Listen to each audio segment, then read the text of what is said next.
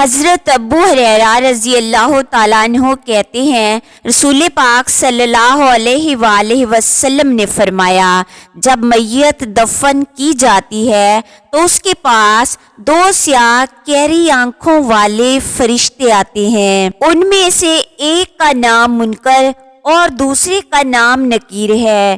دونوں اس سے پوچھتے ہیں تم اس آدمی محمد صلی اللہ علیہ وآلہ وسلم کے بارے میں کیا کہتے ہو؟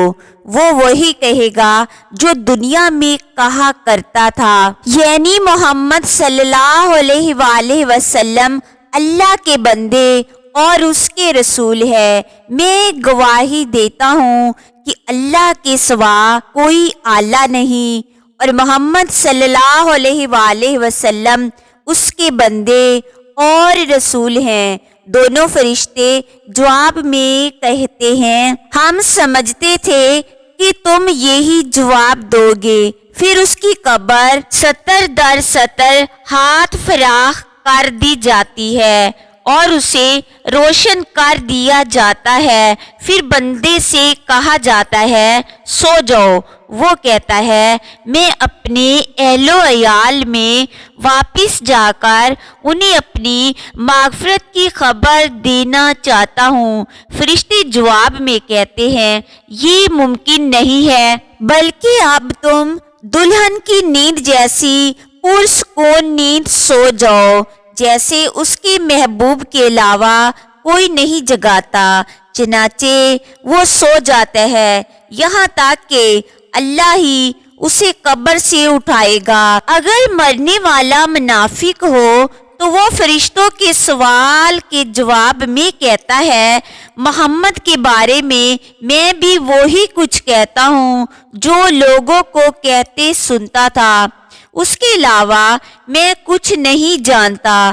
دونوں فرشتے کہتے ہیں ہمیں معلوم تھا تم یہی جواب دو گے۔ پھر زمین کو حکم دیا جاتا ہے کہ تنگ ہو جا، چنانچہ وہ تنگ ہو جاتی ہے اور اس کی پسلیاں ایک دوسری میں گھس جاتی ہے۔ منافق اپنی قبر میں قیامت تک اسی عذاب میں مبتلا رہتا ہے۔ نبی کریم صلی اللہ علیہ وآلہ وسلم نے فرمایا جب اللہ عز و جل آسمان میں کسی بات کا فیصلہ کرتے ہیں تو فرشتے اس کے فرمان کے آگے سر جھکا کر خوف سے کانپنے لگتے ہیں۔ پھر جب ان کے دلوں سے اللہ عز و جل کے فرمان کی ہیبت دور ہو جاتی ہے تو وہ ایک دوسرے سے کہتے ہیں کہ تمہارے رب نے ابھی ابھی کیا فرمایا ہے؟ دوسرے جواب دیتے ہیں کہ حق بات فرمائی، اللہ سب سے بلند اور بڑا ہے۔ پھر شیاطین اللہ عز و جل کی باتیں چرانے کے لیے ایک دوسرے کے اوپر چڑھ کر آسمان تک پہنچ جاتے ہیں اور کچھ باتیں سن بھی لیتے ہیں قبل اس کے کہ وہ نیچے والے سے کہنے میں کامیاب ہو جائیں۔ ایک انگارہ آ کر انہیں جلا دیتا ہے۔